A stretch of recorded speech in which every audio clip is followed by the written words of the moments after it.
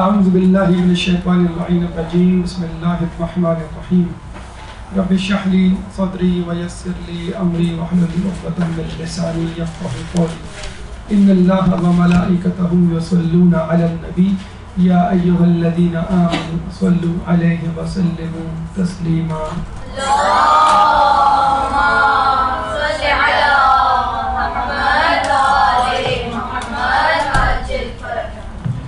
جیسے کہ آپ کو معلوم ہے کہ کل انشاءاللہ 25 ذی القعدہ ہے اور یہ دن اسلامی تواریخ میں ایک اہم ترین دن مانا جاتا ہے، اور رمضان مبارک کے علاوہ مستحب روزوں میں جو 4 اہم ترین دن ہیں کہ جس میں روزہ رکھنا مستحب ترین ہے اور تاکیدی مستحب ہے، اس میں یہ دن آتا ہے۔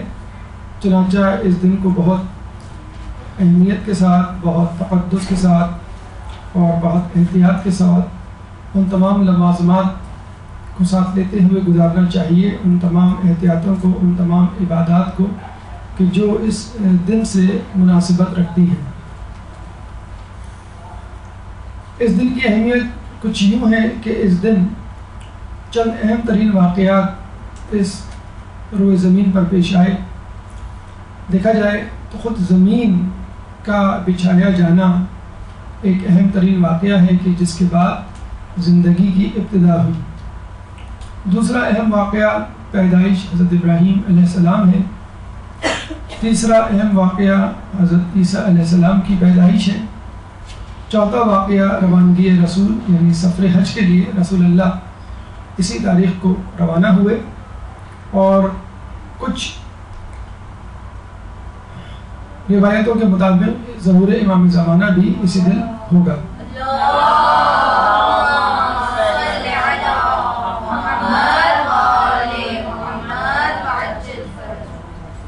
چنانچہ ان 5 اہم واقعات کے پیش نظر اس دن کی اہمیت بڑھ جاتی ہے، اور جب کوئی دن اہم ہو جاتا ہے تو اس کے حوالے سے ایک مومن کی ذمہ داریاں بھی زیادہ ہو جاتی ہیں۔ آخر میں انشاءاللہ ان اعمال کا تذکرہ ہوگا جو اس یوم دہو الارض کے حوالے سے روایتوں میں موجود ہے، جو ہمیں اور آپ کو انجام دینی چاہیے، پوری کوشش کی جانی چاہیے، مستحب صحیح، لیکن مستحب اعمال ہمیشہ انسان کے ایمان میں برتری کا نتیجہ ہوتے ہیں، سبب ہوتے ہیں۔ زمین کا بچھایا جانا یا زمین کا بچھانا اس کا اولین ترین موضوع ہے، اس کا اول واقعہ ہے کہ جو اس زمین تاریخ کو واقع ہوا۔ چنانچہ زمین ہوگی تو باقی تمام واقعات بھی ہوں گے، زمین ہی نہ ہوگی تو واقعات کس جگہ رونما ہوں گے۔ اس کے لیے ضروری ہے کہ آپ سورہ نازعات کو پڑھیں اور سمجھیں کہ اس میں کیا خداوند متعال فرماتا ہے، انتم اشد خلقا ام السماء بناها، کہ کیا تم سمجھتے ہو کہ تمہاری تخلیق زیادہ اہم ہے یا آسمان کا بنایا جانا؟ یعنی شدید تر، مشکل تر امر کون سا ہے، تمہاری تخلیق یا آسمان کی؟ ظاہر سی بات ہے آسمان کی۔ رفع سمکها فسواها، اور پھر ہم نے آسمان کو تان دیا، وَأَغْطَشَ لَيْلَهَا وَأَخْرَجَ ضُحَاهَا، اور پھر ہم نے اس میں سے دن و رات نکالے، اور جب ہم کہتے ہیں کہ دن و رات نکالے تو اس کا مطلب ہے سورج اور چاند بنائے۔ وَالْأَرْضَ بَعْدَ ذَلِكَ دَحَاهَا، اور اس کے بعد ہم نے زمین کو بچھایا۔ یہ ہے وہ اہم ترین آیت کہ جو دلالت کرتی ہے کہ زمین بچھائی گئی 25 ذی القعدہ کو، جس کو ہم یوم دہو الارض کہتے ہیں۔ وَالْأَرْضَ بَعْدَ ذَلِكَ دَحَاهَا اخرج منها ماءها ومرعاها، اور اس میں سے پھر پانی اور کھانے کے ذخیرے نکالے۔ والجبال ارساها، اور پھر آسمانوں کو کھڑا کیا۔ متاعا لکم ولانعامکم، تمہارے لیے اور تمہارے جانوروں مویشیوں کے لیے۔ اس سورہ میں اللہ سبحانہ تعالی شروع میں فرعون کا تذکرہ کرتا ہے اور یہ بتلاتا ہے کہ کس طرح فرعون کو اس کے کیے کا خمیازہ بھگتنا پڑا، کس طرح خداوند متعال نے اس کو سزا دی۔ اور جب کفار کی طرف سے رسول اللہ پر یہ الزام لگائے گئے، تنقید کی گئی اور اعتراضات کیے گئے کہ یہ کیسے ممکن ہے کہ اللہ تعالیٰ انسان کو دوبارہ زندہ کر دے.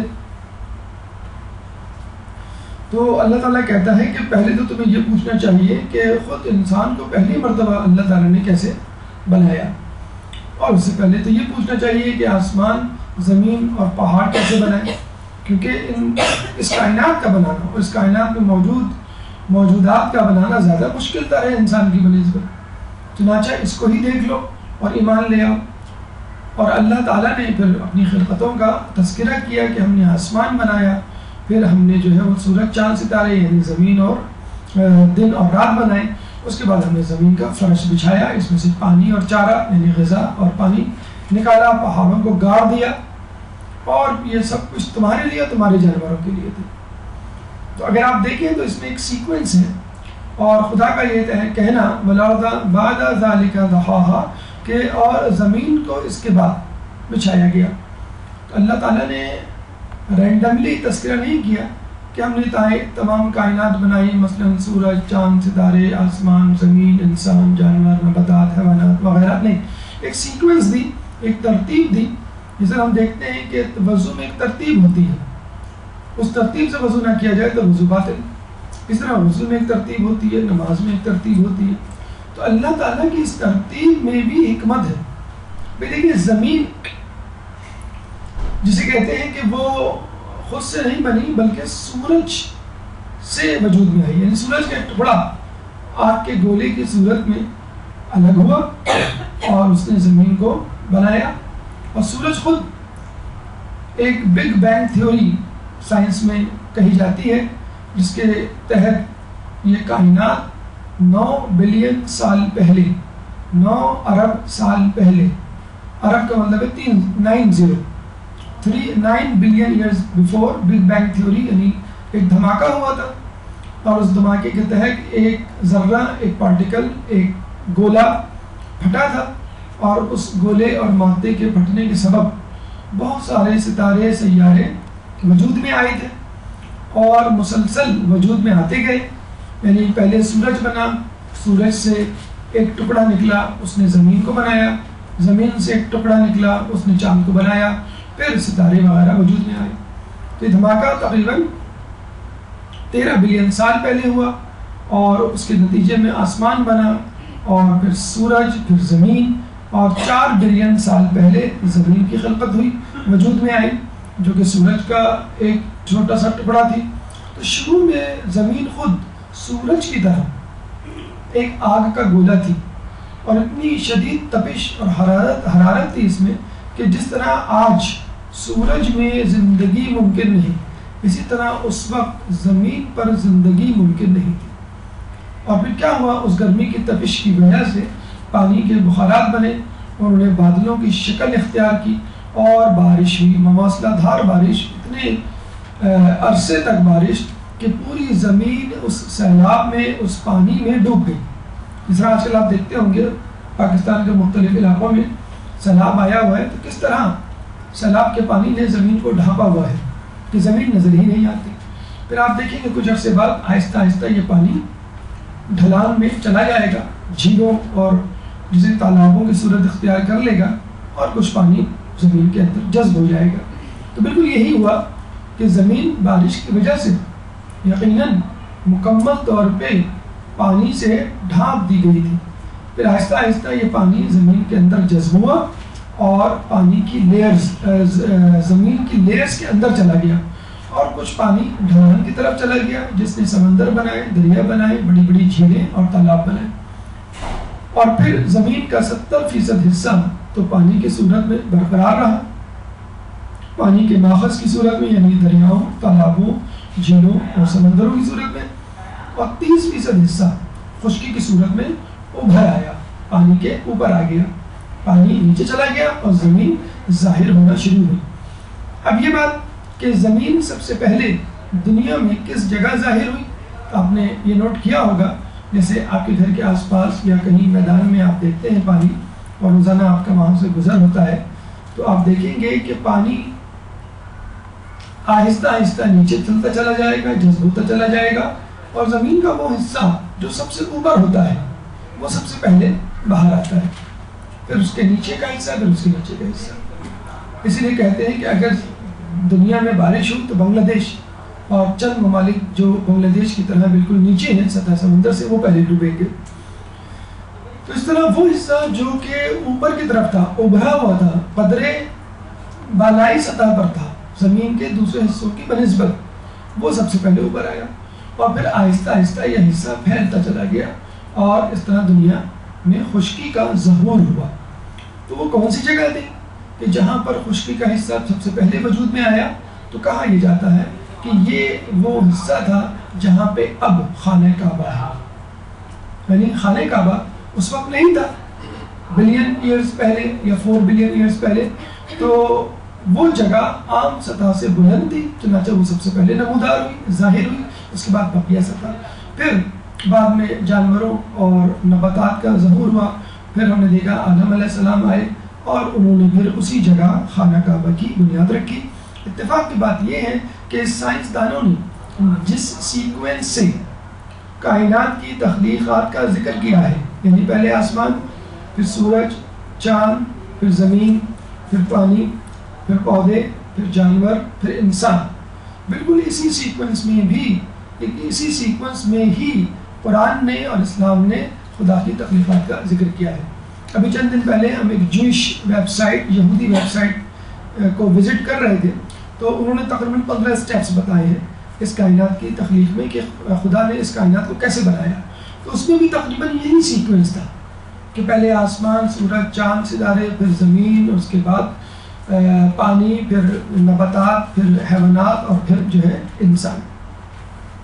جی یہاں پہ ایک بات بہت توجہ کی طالب ہے کہ اکثر لوگ پوچھتے ہیں کہ یہ جو بات آپ بتلا رہے ہیں یہ سائنس کے مطابق ہے کہ اسلام کے مطابق ہے. تو پہلی بات تو آپ یہ یاد رکھ لیں کہ سائنس اور اسلام میں کوئی فرق نہیں.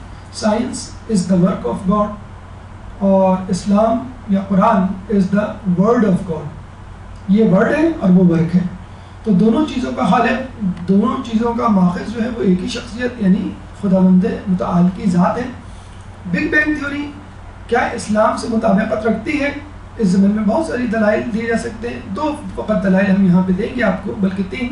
ایک دلیل تو یہ کہ کہا یہ جاتا ہے کہ یہ دھماکہ جس سے پوری کائنات وجود میں آئی، بظاہر تو لگتا ہے کہ ہزاروں سال لگے ہوئے، جی نہیں، لیس دین 1 سیکنڈ، 1 سیکنڈ کا بھی فریکشن، جز 1 سیکنڈ سے بھی کم وقت لگا اس دھماکے کو ہونے میں، اور کائنات وجود میں آ گئی. اور سائنسدان تو یہ کہتے ہیں 9 بلین ایئرز پہلے اس ذرے کے وجود میں آنے سے پہلے کچھ تھا ہی نہیں کائنات پہ، یعنی کائنات میں مادہ نام کی کوئی چیز نہیں تھی. اور یہ مادہ کب آیا، کہاں سے آیا، ایک دم سے کیسے پھٹا کہ لوگوں کو نہیں معلوم. بہرحال ہم یہ ضرور جانتے ہیں کہ خدا کے کام بھی سیکنڈز میں ہوتے ہیں. اللہ کہتا ہے کن، اور پھر فیکون، وہ چیز ہو جاتی ہے. تو اللہ کے کام بھی لیس دین 1 سیکنڈ میں ہوتے ہیں، کائنات بھی لیس دین 1 سیکنڈ میں وجود میں آئی. اس طرح بگ بینگ تھیوری جب یہ کہتی ہے کہ ایک ذرہ پھٹا تھا اور مختلف ٹکڑے بعد میں ستارے سیارے بن گئے اور پھیل کر مکمل طور پہ زمین، چاند، سورج اور ستاروں میں تبدیل ہو گئے، تو اس طرح اللہ تعالیٰ بھی سورہ انبیاء کی آیت نمبر 30 میں فرماتا ہے ان السماوات والارض کانتا رتقا ففتقناہما، کہ بے شک زمین اور آسمان رتقا ایک جگہ جڑے ہوئے تھے، آپس میں جڑے ہوئے تھے. ففتقناہما، ہم نے ان کو علیحدہ کیا. وجعلنا من الماء کل شیء، اور پھر ہم نے ہر چیز کو پانی سے پیدا کیا. حیا افلا یؤمنون، جن کا تعلق جانوروں سے یا زندگی سے ہے، زیرو ہے وہ، اور کیا تم ایمان نہیں رکھتے؟ تو بگ بینگ تھیوری بھی یہی کہتے ہیں کہ تمام آسمان اور زمین تو کیا تمام چیزیں یکجا تھیں. اللہ بھی یہی کہتا ہے ان السماوات والارض کانتا رتقا، کہ زمین اور آسمان پہلے جڑے ہوئے تھے. ففتقناہما، ہم نے انہیں علیحدہ کیا. وجعلنا من الماء کل شیء، اور ہم نے پانی سے ہر چیز کو، زیرو کو پیدا کیا. تو یہ وہ دلیل ہے قرآن سے کہ جو بگ بینگ تھیوری کی بالکل موافقت میں جاتی ہے. بگ بینگ تھیوری اور اس کے سائنسدان نہ اسلام کی نفی کرتے ہیں اور نہ اسلام سائنس کی اس دریافت کی نفی کرتے ہیں. مزید اس بات کو تقویت دینے کے لیے مولا علی کی ایک حدیث ہے، جب پوچھا گیا کہ مکے کا نام مکہ کیوں ہے، یعنی مکے کو مکہ کیوں کہا جاتا ہے، تو آپ نے فرمایا لِأَنَّ اللَّهَ مَكَّةُ الْأَرْضِ دو من تحتها أَيُّ ضُحَاهَا، اور مکے کو مکہ اس لیے کہتے ہیں کہ مکہ وہ زمین ہے کہ جس کے نیچے سے زمین کو بچھایا گیا۔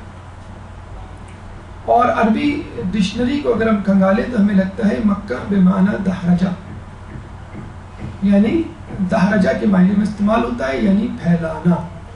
تو مکے کو مکہ اس لیے کہتے ہیں کہ اس کا مطلب ہے پھیلانا، اور اس کا نام یوں پڑا کہ زمین اسی جگہ سے، یعنی مکے والی جگہ سے خانہ کعبہ کے نیچے سے پھیلائی گئی۔ دیکھیے ان تمام چیزوں میں، ان تمام باتوں میں ہماری ذمہ داری کیا ہے؟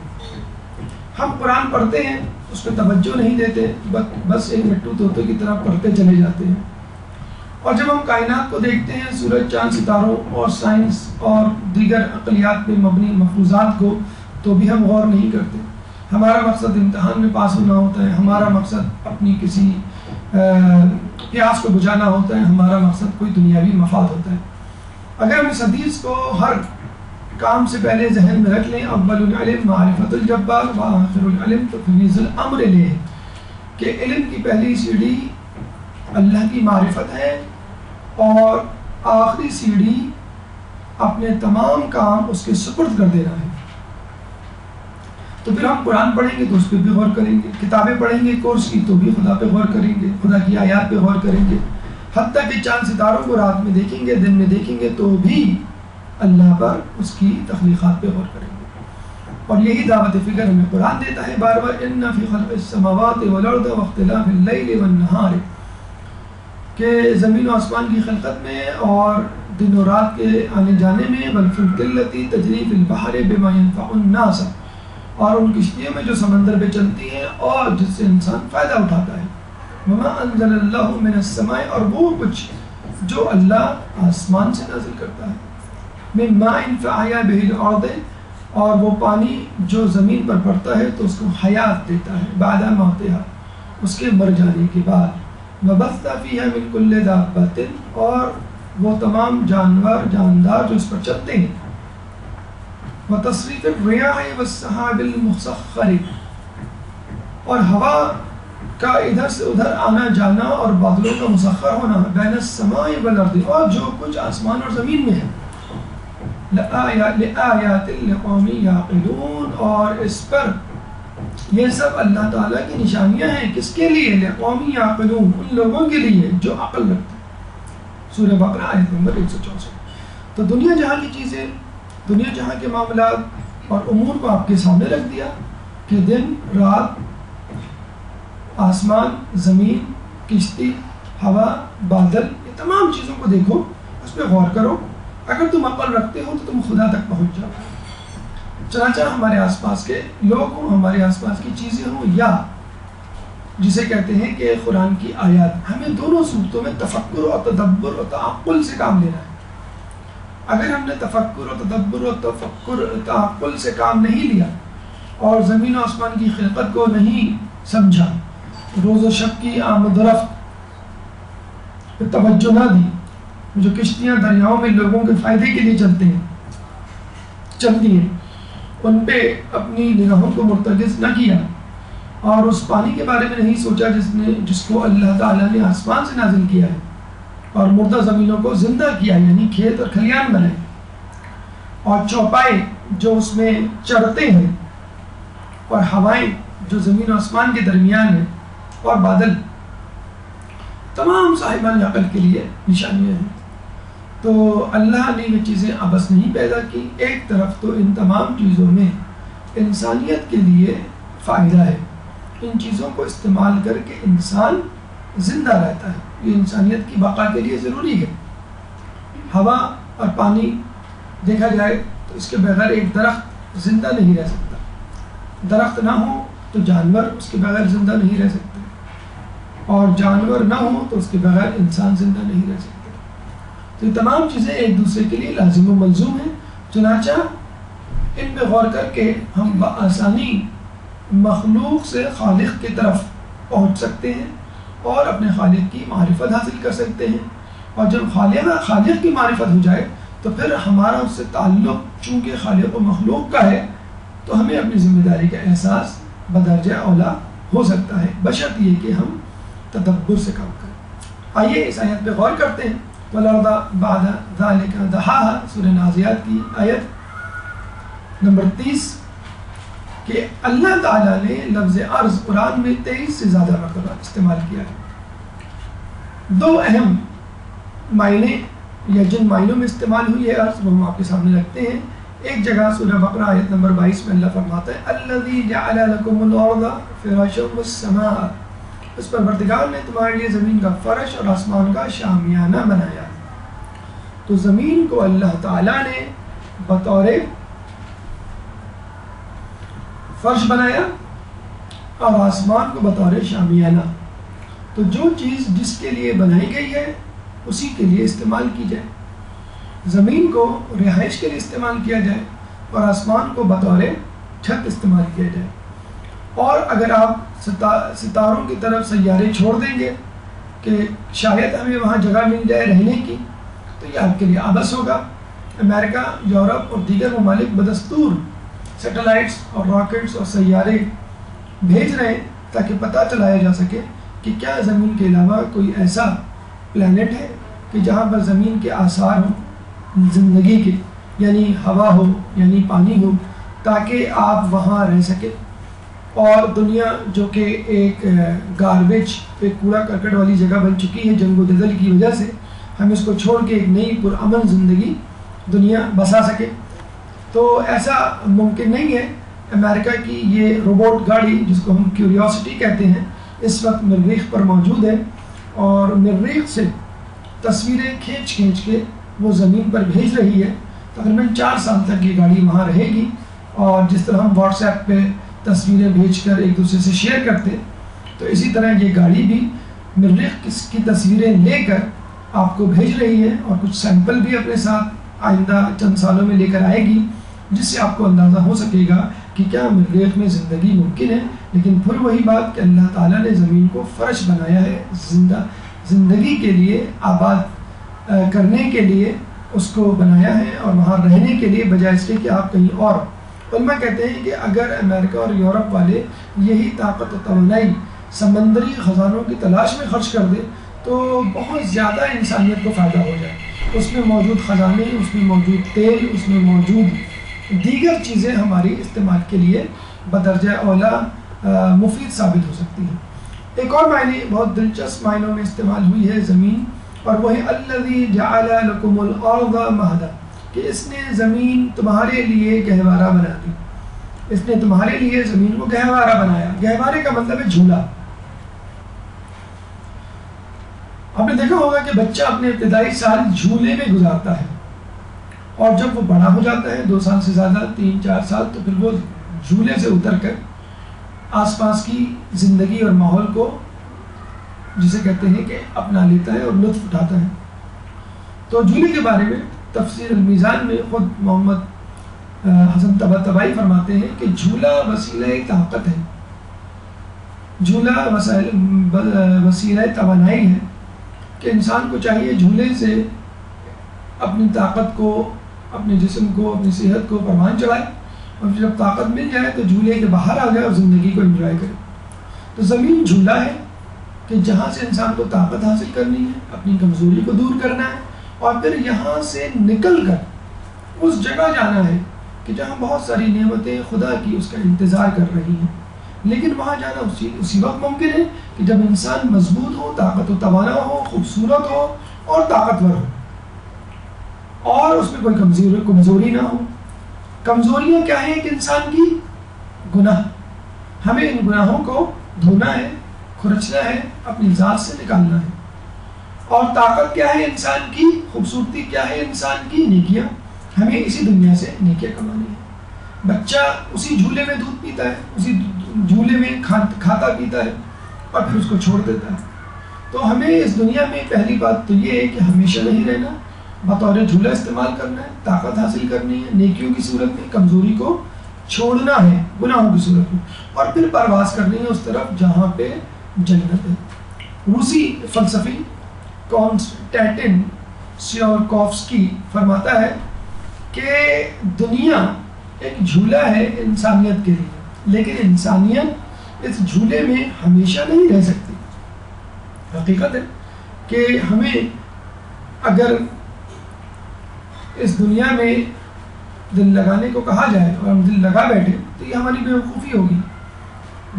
دنیا تو دارالامتحان ہے، ایک ٹیسٹ پیپر دینے کی جگہ ہے، ایک امتحانی مرکز ہے کہ جہاں پہ آپ کو ٹیسٹ دینا ہے اور پھر نکل آنا ہے، اور پھر وہاں جانا ہے جہاں پر رزلٹ اناؤنس ہوگا، اور اس کے بعد پاس یا فیل کا فیصلہ ہوگا۔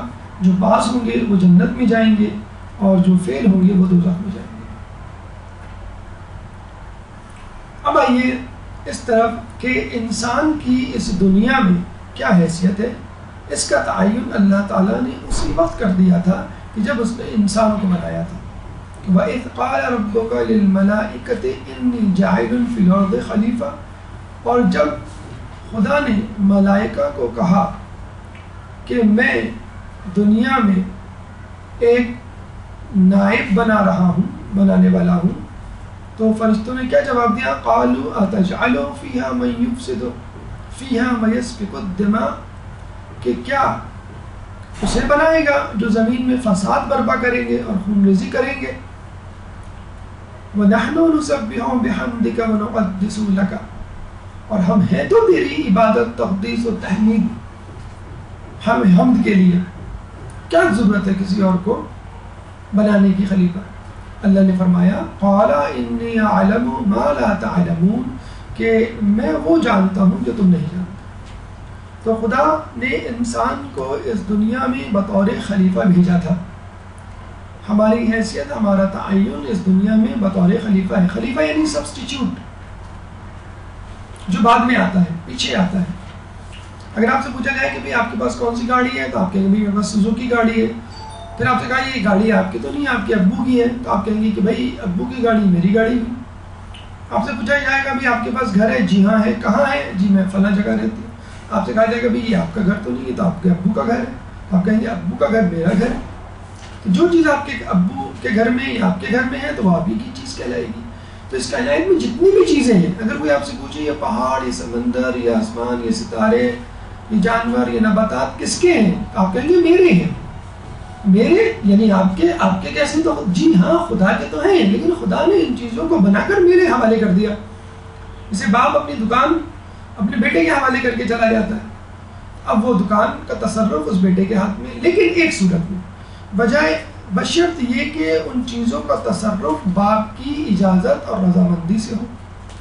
بالکل اسی طرح خداوند متعال یہ چاہتا ہے کہ جو چیزیں میں خدا بطور خدا یعنی انسان کے حوالے کر رہا ہوں، وہ ان چیزوں کو اسی طرح استعمال کرے جس طرح مجھے استعمال کرنی ہے یا اس کو استعمال کروانی ہے۔ اب انسان کی حیثیت خلیفہ کی ہے، تو شیطان کی حیثیت کیا ہے؟ شیطان کی حیثیت یہاں پہ مذکور کرنے کی وجہ یہ ہے کہ ہم اور شیطان یعنی انسان اور شیطان ایک ساتھ اس دنیا میں آئے تھے۔ کب؟ کیسے؟ فَأَزَلَّهُمَا الشَّيْطَانُ عَنْهَا فَأَخْرَجَهُمَا مِمَّا كَانَا فِيهِ، تب شیطان نے انہیں فریب دینے کی کوشش کی اور انہیں ان نعمتوں سے باہر نکال لیا۔ وَقُلْنَا اهْبِطُوا بَعْضُكُمْ لِبَعْضٍ عَدُوٌّ لَكُمْ فِي الْأَرْضِ، اور ہم نے کہا کہ اب تم سب انہیں فریب دینے کی کوشش کی اور انہیں ان نعمتوں سے باہر نکال لیا، اور ہم نے کہا کہ اب تم سب زمین پر اتر جاؤ۔ تم سب یعنی شیطان بھی اور انسان بھی۔ آپ نے دیکھا نا گھر میں جھگڑا ہوتا ہے، ایک بھائی دوسرے بھائی کو مار رہا ہوتا ہے، حالانکہ ایک مظلوم ہوتا ہے ایک ظالم، تو ابو کیا کہتے ہیں تم دونوں باہر نکل جاؤ، بہت شیطانی کر رہے ہو۔ تو بیچارہ جس کا جرم نہیں ہوتا یا کم جرم ہوتا ہے وہ بھی بیچارہ باہر نکل جاتا ہے۔ تو آدم علیہ السلام نے بھی بڑا غلطی کی تھی، شیطان کی غلطی بڑی تھی، تو شیطان کو بڑی سزا دی گئی، یعنی اتنا اس طرح نکالا کہ پھر دوبارہ آنا اس کا بند ہو گیا۔ آدم علیہ السلام کو کہا کہ تم نکل جاؤ، لیکن تم آ سکتے ہو اگر تم نے توبہ استغفار کر لی۔ اللہ نے شیطان کی حیثیت کو بھی متعین کر دیا، یہ کہہ کہ لبعض عدو، کہ تم سب زمین پر اتر جاؤ، وہاں ایک دوسرے کی دشمنی ہوگی اور وہیں تمہارا مرکز ہوگا، اور ایک خاص وقت تک کے لیے عیش زندگانی رہے گی۔ وَلَكُمْ فِي الْأَرْضِ مُسْتَقَرٌّ وَمَتَاعٌ إِلَىٰ حِينٍ، کہ ہم وہاں تمہیں کھانے پینے کی اور ضروریات زندگی کی سہولیات فراہم کریں گے، لیکن وقت معلوم تک پھر دوبارہ تمہیں ہمارے پاس واپس آنا ہے اور جواب دہ ہونا ہے ان تمام چیزوں کا، اعمال کا جو تم کرتے رہے ہو۔ ہماری حیثیت خلیفہ کی سی، شیطان کی حیثیت دشمن کی سی، یعنی وہ ہمیشہ دانت گاڑے بیٹھا ہے، نظریں جمائے بیٹھا ہے، کب شب خون مارے ہماری نیکیوں پر۔ خود خدا کی حیثیت الم تعلم ان اللہ لہ ملک السماوات والارض، کیا تم نہیں جانتے کہ آسمان و زمین کی حکومت صرف اللہ کے لیے؟ وما لکم من دون اللہ من ولی ولا نصیر، اور اس کے علاوہ کوئی سرپرست ہے نہ مددگار۔ دنیا میں جو کچھ ہے انسان کے تصرف میں تو ہے، لیکن ہے اللہ کا۔ امانتیں ہیں اللہ کی نعمتیں، اور امانت کو اسی طرح استعمال کرنا چاہیے جس طرح امانت دینے والا آپ کے پاس امانت رکھوا کر گیا ہے۔ اللہ تعالیٰ نے دنیا کی نعمتیں ہمیں بطور امانت دی، اور اب ہمیں چاہیے کہ ان امانتوں کو اللہ کی مرضی کے مطابق استعمال کریں۔ تو اب تینوں کا تعین ہو گیا، ہمارا تعین، ہمارا اسٹیٹس، خلیفہ کا، شیطان کا، دشمن کا، چور کا، اور خدا کا مالک جبروت، تمام دنیا اور کائنات کا مالک۔ اور دیکھیے، ہم تو فقط اس دنیا کو جانتے ہیں جو ہمارے سامنے ہے، ہم تو فقط اس سورج کو جانتے ہیں جو ہمارے سامنے ہے، ہم تو فقط اس چاند کو جانتے ہیں جو ہمارے سامنے ہے۔ کیا اس کے علاوہ بھی چاند، سورج، ستارے اور کائنات ہیں؟ امام ششم جناب امام جعفر صادق علیہ السلام فرماتے ہیں،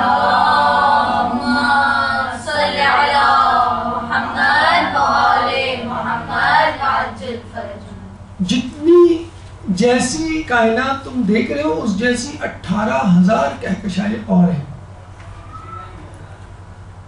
18,000 کہکشائیں اور ہیں۔ اور بگ بینگ تھیوری کے مطابق یہ کائنات بڑھتی چلی جا رہی ہے، پھیلتی چلی جا رہی ہے۔ یہ جو 9 بلین ایئرز پہلے جو دھماکہ ہوا تھا، اس سے جو پلانٹس بنے تھے، پھر 4 ارب سال پہلے 4 بلین ایئرز پہلے زمین وجود میں آئی، اور پھر چند ہزار سال پہلے جو ہے خشکی وجود میں آئی، پھر انسان آیا۔ تو اس کا مطلب یہ نہیں ہے کہ زمین کے بعد رک گیا معاملہ، زمین کے بعد مزید زمینیں، مزید سیارے، مزید چاند، مزید سورج ابھی تک بن رہے۔ چنانچہ وہ دنیا، وہ کائنات، وہ سورج، وہ چاند ستارے جو ہمارے سامنے نہیں ہیں، وہ بھی تو اللہ کے ہیں۔ آپ کیا سمجھتی ہیں کہ ابو کی وہ چیزیں جو آپ کے سامنے ہیں بس وہی ہیں؟ ہو سکتا ہے کوئی بینک اکاؤنٹ الگ سے انہوں نے کھولا ہو جو خود آپ کی امی کو نہ بتایا ہو سکتا ہے کوئی پلاٹ لے کے رکھا ہو برے وقتوں کے لیے، آپ کو نہیں بتایا ہو۔ تو کچھ چیزیں ایسی ہوتی ہیں کہ جو آپ کو نہیں معلوم ہوتی، تو اللہ ان چیزوں کا بھی مالک ہے جو آپ کو نہیں معلوم۔ وسعت کرسیہ السماوات والارض، اور اس کی کرسی علم اقتدار میں زمین و آسمان سے وسیع تر ہے۔ یہ نہ سمجھ لیجئے فقط یہی زمین و آسمان اس کا ہے، اس سے زیادہ ستاروں سے آگے جہاں اور بھی ہیں۔ تو کرسی کا مطلب کرسی جس میں ہم بیٹھتے ہیں، تخت جس پہ ایک بادشاہ بیٹھتا، وہ نہیں، اس سے مراد ہے اللہ کی سلطنت، اللہ کی حکومت، وہ وسیع تر ہے زمین و آسمان سے جس کو ہم فقط دیکھ رہے ہیں۔ اور جب اللہ کسی چیز کا مالک ہے تو یہ بات ملکیت تقاضا کرتی ہے کہ ہم اس کی اطاعت کریں۔ اسی بات کو اللہ سبحانہ تعالیٰ سورہ بقرہ آیت نمبر 116 میں فرماتا ہے، لَهُ مَا فِي السَّمَاوَاتِ وَالْأَرْضِ كُلٌّ لَهُ قَانِتُونَ، زمین و آسمان میں جو کچھ بھی ہے سب اسی کا ہے اور سب اسی کے فرما بردار ہیں۔ کیوں فرما بردار ہیں؟ کیونکہ زمین و آسمان سب کا مالک اللہ تعالیٰ ہے، ہم خود اس کے جان دی ہوئی اس کی تھی، حق تو یہ ہے کہ حق ادا نہ ہوا۔ تم جو جان دیتے ہیں، شہادت دیتے ہیں، جو سب سے بڑی قربانی ہے، وہ بھی تو اسی کی طرف سے ہے۔ تو خدا کی حیثیت ایسے مالک کی سی ہے جس کی اطاعت فرض ہے، کیونکہ وہ تمام چیزوں کا مالک ہے۔ اب اب ہماری ذمہ داری کیا بنتی ہے ان تمام حیثیتوں کے تعین کے بعد کہ ہم خلیفہ ہیں، شیطان دشمن ہے، اللہ مالک ہے. پھر وہی آیت دوبارہ وَإِذْ قَالَ رَبُّكَ لِلْمَلَائِكَةِ إِنِّي جَاعِلٌ فِي الْأَرْضِ خَلِيفَةً قَالُوا أَتَجْعَلُ فِيهَا مَن يُفْسِدُ فِيهَا وَيَسْفِكُ الدِّمَاءَ وَنَحْنُ نُسَبِّحُ بِحَمْدِكَ وَنُقَدِّسُ لَكَ قَالَ إِنِّي أَعْلَمُ مَا لَا تَعْلَمُونَ. میں خلیفہ بنانے جا رہا ہوں، یعنی ہماری حیثیت خلیفہ کی ہے. ہمیں جنگ و جدل فساد سے پرہیز کرنا ہے، اس دنیا کو خوبصورت بنانا ہے. لیکن افسوس کے ساتھ کہنا پڑتا ہے کہ اللہ کی دی ہوئی نعمتوں سے اس کائنات، اس دنیا کو سجانے کی بجائے ہم نے اس میں بم کے دھماکے اور گرینیڈ کے جس پٹاخے پھوڑے، قتل و غارت کی ہے، ایک دوسرے کی گردن ماری ہے اور کچھ نہیں کر رہے. شیطان جس کے بارے میں اللہ فرماتا ہے یا ایھا الناس کلوا مما فی الارض حلالا طیبا ولا تتبعوا خطوات الشیطان. اے انسانوں کھاؤ پیو جو کچھ زمین میں حلال اور طیب ہے، اور یہ ہے do's, do one of the do's, اور ڈونٹس کیا ہے؟ ولا تتبعوا خطوات الشیطان، اور شیطان کے اشاروں پہ نہ چلو، اس کے راستے پہ نہ چلو. کیوں نہیں چلو؟ انہ لکم عدو مبین، کیونکہ بے شک وہ تمہارا دشمن ہے. کون سا دشمن؟ عدو مبین، کھلا دشمن، چھپا ہوا دشمن نہیں، کھلا دشمن. تو ہمیں کرنا کیا ہے؟ انجوائے کرنا ہے، لذتوں سے سیراب کرنا ہے، نعمتوں سے استفادہ کرنا ہے، اور کیا نہیں کرنا ہے؟ شیطان کی پیروی نہیں کرنی. کیوں؟ وہ تمہارا دشمن.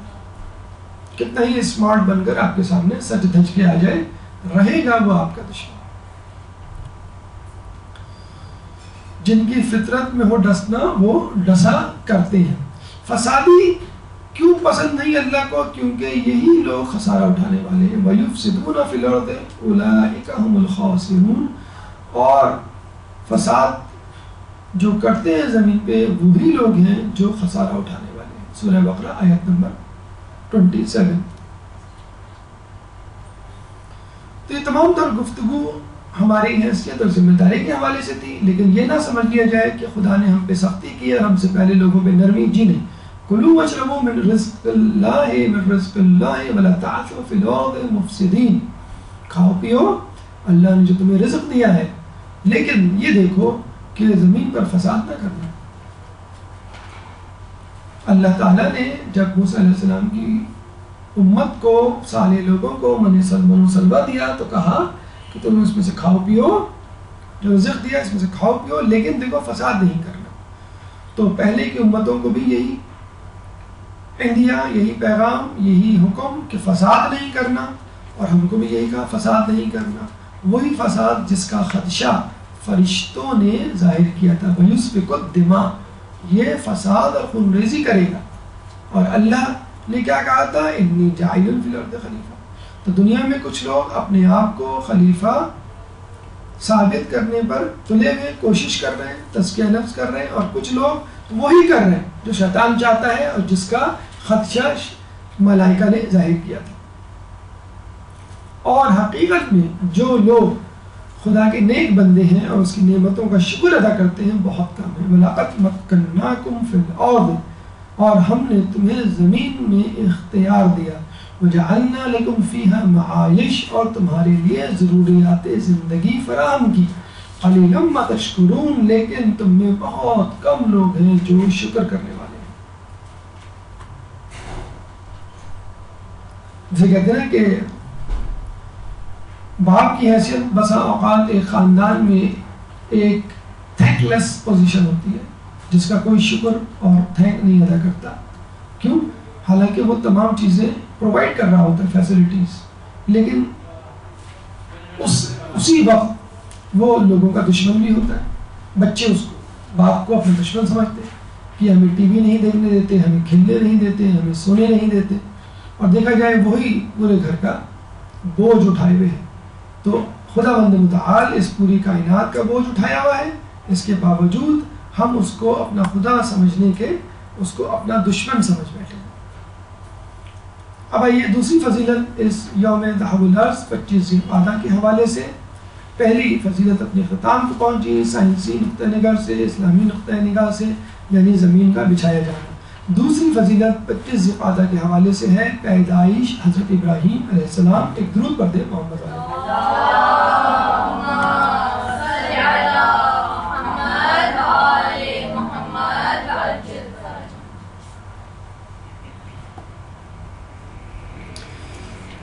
حضرت ابراہیم علیہ السلام کے حوالے سے 25 صورتیں ایسی ہیں جن پہ ان کا تذکرہ ہوا ہے اور 69 مرتبہ تذکرہ ہوا ہے. خود ان کے نام پر ایک سورہ ہے، سورہ ابراہیم، 14واں سورہ. یہ بات بہت کم لوگوں کو معلوم ہے کہ ابراہیم علیہ السلام کی پیدائش کے وقت کم و بیش وہی حالات تھے جو موسیٰ علیہ السلام کی پیدائش کے وقت تھے. موسیٰ علیہ السلام کی پیدائش کے وقت نجومیوں نے فرعون کو بتلا دیا تھا کہ ایک بچہ پیدا ہونے والا ہے جو تیری سلطنت کو تہوبالا کر دے گا. اسی طرح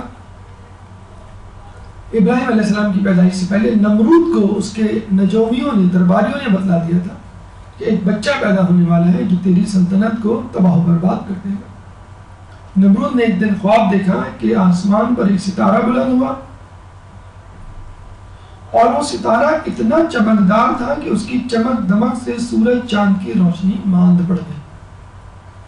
جب یہ خواب اس نے درباریوں کو سنایا، ماہر خواب اور نجومیوں کو سنایا، تو انہوں نے یہ عندیہ دیا، اس کے خواب کی یہ تفسیر بیان کی کہ تیری سلطنت ایک بچے جو کہ پیدا ہونے والا ہے، ایک نبی کے ہاتھوں تباہ و برباد ہونے والی ہے. اتفاق سے نمرود کے دربار میں ابراہیم علیہ السلام کے چچا آزر بھی موجود تھے.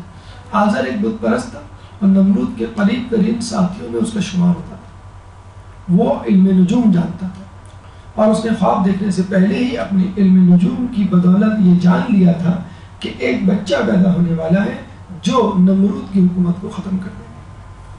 اس نے بھی اپنے علم نجوم کو استعمال کرتے ہوئے ایک نمرود کی حکومت کے اختتام کا اندیہ دیا اور خود اس کا خواب، اس کی تفسیر جو ہے یہ پیغام دینے لگی کہ تیری حکومت خطرے میں ہے. چنانچہ اس نے فوراً یہ حکم دے دیا ہے کہ میری سلطنت، میری حکومت، آس پاس جتنے بھی شہر ممالک ہیں اس میں جو بچہ پیدا ہو اس کو قتل کر دو، جو لڑکا پیدا ہو اس کو قتل کر دو، لڑکی ہو تو اس کو زندہ رکھو. مادر ابراہیم جن کے بارے میں کہا جاتا ہے کہ ان کا نام یا تو تونا تھا یا پھر بونا، نونا یا بونا، اور مادر ابراہیم، مادر سارہ، مادر لوط، ان تینوں کی مائیں، یعنی ابراہیم کی ماں، سارہ کی ماں، لوط کی ماں، لوط کی ماں، یہ تینوں بہنیں تھیں آپس میں. ان کے والد کا نام تھا تارخ یا تاریخ جو مومن تھے، اور چچا کا نام تھا آزر جو کافر تھا. اور ہمارے عقیدے کے مطابق نبی کا باپ اور اس کا باپ اور آخر تک جو سلسلہ چلتا ہے آدم علیہ السلام تک کبھی کافر نہیں ہو سکتے. اور یہی بات حافظ ابن کثیر نے البدایہ والنہایہ اہل سنت کے بہت بڑے عالم جلد نمبر 1 صفحہ نمبر 142 میں بیان کیا ہے کہ قرآن میں جس آزر کا تذکرہ ہے وہ ابراہیم علیہ السلام کے چچا تھے، باپ نہیں تھے. لیکن چونکہ باپ کا انتقال ابراہیم علیہ السلام کی پیدائش سے پہلے ہو گیا تھا، چنانچہ ابراہیم علیہ السلام ان کو اپنا باپ کہتے تھے. اکثر ہمارے یہاں بھی ہوتا ہے خالہ کو بڑی اماں کہہ دیا جاتا ہے یا چچا کو بڑے ابا کہہ دیا جاتا ہے، تو اسی طرح ان کو باپ کہا جاتا تھا. اور وہی نام جو ہے قرآن میں بھی استعمال ہوا، لوگوں نے سمجھ لیا شاید ان کے باپ ہے، حالانکہ ان کے باپ نہیں ہیں. بہرحال ان کی والدہ جو ہے جب حاملہ ہوئی تو ان کو فکر ہوئی کہ میرے بچہ ہونے والا ہے اور کہیں لڑکا ہوا تو قتل نہ کر دیا جائے. چنانچہ یہ اپنے شہر سے باہر ایک غار میں گئی اور وہاں ابراہیم علیہ السلام کی پیدائش ہے. لوگوں سے چھپا کے رکھا، غار کا منہ پتھر سے بند رکھا. دن میں کبھی 1 مرتبہ 2 مرتبہ چکر لگا لیتی، کبھی 2-3 دن گزر جاتے، بچے کو دودھ پلانے آتی. فکر بھی تھی اور ڈر بھی تھا. لیکن ایک دفعہ وہ دیکھ کے حیران رہ گئی کہ جب ان کو دیر ہو گئی ابراہیم علیہ السلام کے پاس آنے میں کہ ابراہیم علیہ السلام اپنی انگلی کو چوس رہے اور اس میں سے دودھ نکل رہا. جب بھی دیکھتے ہیں آپ لوگ کہ بچے اکثر اپنی انگلی کو چوس رہے ہوتے ہیں، شاید اس امید میں کہ دودھ نکل آئے. حضرت ابو طالب یا حضرت عبد المطلب کے بارے میں بھی کہا جاتا ہے کہ رسول اللہ کو جب وہ نامولود تھے، بھوک لگتی تھی تو یہ اپنی انگلی دے دیا کرتے تھے اور اس انگلی سے دودھ جاری ہو جایا کرتا تھا. تو ابراہیم علیہ السلام اس طرح جوان ہوئے اور 13 سال کی عمر میں پہنچ گئے. یہ وہ بابل شہر ہے کہ جو دجلہ اور فرات کے درمیان آباد تھا، بہت خوبصورت، بہت ہی مشہور شہر، اور اس جگہ دنیا کی بڑی بڑی تہذیبیں آباد ہوئیں۔ سکندر اعظم نے بھی اس کو اپنا دارالخلافہ بنایا، نمرود نے بھی، اور اس کے علاوہ بھی کئی بادشاہوں نے اس کو اپنا دارالخلافہ بنایا، کیونکہ دونوں طرف دریا تھے اور دریا کے قریب تہذیبیں زیادہ پھلتی پھولتی ہیں، ان کا پانی میٹھا ہوتا ہے، مچھلی موجود ہوتی ہے، ٹرانسپورٹ بھی آسان ہوتی ہے، فضا بڑی معتدل ہوتی ہے، موسم بہت اچھا ہوتا ہے، اس لیے لوگوں کی کوشش ہوتی ہے کہ دریاؤں کے کنارے اپنا مسکن آباد کریں۔ اور یہ کہا جاتا ہے کہ دنیا میں 2 مومن بادشاہ گزرے ہیں جو مومن یعنی پیغمبر تھے، سلیمان علیہ السلام اور ذوالقرنین علیہ السلام، اور 2 کافر بادشاہ گزرے ہیں جو پوری دنیا پہ حکومت کرتے تھے لیکن کافر تھے، ایک نمرود اور دوسرا بخت النصر۔ بہرحال خوبصورت شہر تو تھا لیکن فسادات، جرائم، گناہوں کا مرکز تھا، جس طرح نیو یارک ہے، جس طرح شنگھائی ہے، جس طرح ٹوکیو ہے، جس طرح بامبے ہے، خود کراچی ہے۔ جتنے بڑے شہر ہوتے ہیں آپ دیکھیے گا کہ ترقی یافتہ تو ہوتے ہیں، ساتھ ہی ساتھ جرائم کا مرکز بھی ہوتے ہیں، کیونکہ ملٹیپل قسم کی نیشنلٹیز یہاں پہ رہ رہی ہوتی ہیں، مادیت پرستی اپنی عروج پر ہوتی ہے، اور لوگوں کی حوث اور لالچ ان جرائم اور فسادات کو جنم دیتی ہے۔ یہ ہے نمرود کا ایک اسٹیچو، ایک مجسمہ ہے جو کسی مجسمہ ساز نے بنایا۔ آذر کا علم نجوم اور نمرود کا خواب نے اس کو فکر مند کر دیا کہ کسی طرح اس بچے کو قتل کر دیا جائے، اور اس کے حکم کے مطابق 1,00,000 نومولود لڑکوں کا قتل ہوا۔ میاں بیوی میں علیحدگی کروا دی کہ کوئی بچہ نہ ہو، اور اتنا خوبصورت ایک عظیم ایک محل بنایا اس نے دجلہ و فرات کے درمیان کہ اب میری سلطنت حکومت ہمیشہ ہمیشہ کے لیے قائم رہے گی۔ لیکن اس کو نہیں معلوم تھا کہ غار میں ایک بچے کی پرورش ہو رہی ہے جو اس کا چراغ گل کر دینے والا ہے۔ یہ وہ غار ہے جو اب ایک زیارت گاہ کی صورت اختیار کر گئی ہے، جہاں ابراہیم علیہ السلام پیدا ہوئے۔ یہ غار اس وقت ترکی کے علاقے عرفہ میں موجود ہے، اور جو عورتیں یا مرد حضرات یہاں جاتے ہیں اس کو بطور زیارت وزٹس کرتے ہیں اور وہاں جا کے عبادت کرتے ہیں۔ تو ابراہیم علیہ السلام کی جب پیدائش ہو گئی اور یہ وہاں پرورش پانے لگے تو پھر خدا کا حکم ہوا کہ اب تم جا کر نمرود کو دعوت اسلام دو۔ اس پیدائش ابراہیم سے ہمیں کیا پیغام ملتا ہے؟ پہلا پیغام تو یہ کہ توکل علی اللہ، انسان کو اللہ پر توکل کرنا چاہیے، حالات کتنے نامساعد کیوں ہو، لیکن جسے اللہ رکھے اسے کون چکے۔ دوسرا پیغام تنہائی قبل از مشن رسالت، جو بھی کام کرنا ہو، اہم ترین کام کرنا ہو تو ضروری ہے کہ آپ تنہائی اختیار کریں، منصوبہ بندی کریں، پلاننگ کریں، حکمت عملی تیار کریں، اور اس کے بعد اس کام میں ڈٹ جائیں۔ رسول اللہ خود پہلے رسالت کے اعلان سے پہلے غار حرا میں موجود تھے، کئی مہینے، کئی دن، کئی راتیں غار حرا میں گزارتے تھے، اور پھر اس کے بعد باہر نکل کر انہوں نے اعلان رسالت کیا اور لوگوں کو اسلام کی دعوت دی۔ تیسرا اہم پیغام یہ کہ شیطان کو ڈھونڈنے کی ضرورت نہیں، شیطان خود آپ کے گھر میں موجود ہوتا ہے۔ اکثر لوگ کہتے ہیں بھئی ہم دیندار ہیں، مدرسے میں پڑھتے ہیں، ہم حجاب کرتے ہیں، ہم داڑھی رکھتے ہیں، ہم نماز پڑھتے ہیں، ہم روزہ رکھتے ہیں، لیکن ہمارے گھر والے دیندار ہیں، ہمیں بتائیے ہم کیا کریں، ہم تو بڑے بد نصیب ہیں۔ آپ بد نصیب نہیں ہیں، آپ خوش نصیب ہیں کہ آپ کو اللہ تعالیٰ نے پیغمبروں جیسی صفات سے نوازا، پیغمبروں جیسے حالات آپ کے لیے پیدا کیے، پیغمبروں کے گھروں میں رسول اللہ کا چچا ابو لہب، ابو جہل اور دیگر رشتہ دار اور خود رسول اللہ کے دشمن تھے، حضرت لوط کی بیوی ان کی دشمن تھی، حضرت آدم علیہ السلام کا بیٹا قابیل ان کا دشمن، نوح علیہ السلام کا بیٹا کنعان ان کا دشمن، یوسف علیہ السلام کے بھائی ان کے دشمن، اور ابراہیم علیہ السلام کے چچا جو نمرود کے درباریوں میں مقرر ترین وزیروں میں شمار ہوتے تھے ان کے دشمن۔ تو اس میں گھبرانے کی بات نہیں، آپ جو بھی منصوبے بناتے ہیں، جو بھی خواب تراشتے ہیں، ان خوابوں کو چکنا چور کرنے والا، ان منصوبوں کو خاک میں ملانے والا کوئی نہ کوئی آنی ہاتھ، نادیدہ ہاتھ، شیطان خود آپ کی ذات میں، آپ کے دوست کی صورت میں، آپ کے گھر میں، آپ کے رشتہ داروں میں موجود ہوتا ہے۔ لیکن یہ مایوسی کی کیفیت نہیں، ایک پیغمبروں والی صفت اور صورتحال اللہ نے آپ کے لیے پیدا کی ہے تاکہ آپ کے درجات کو بلند کر سکے۔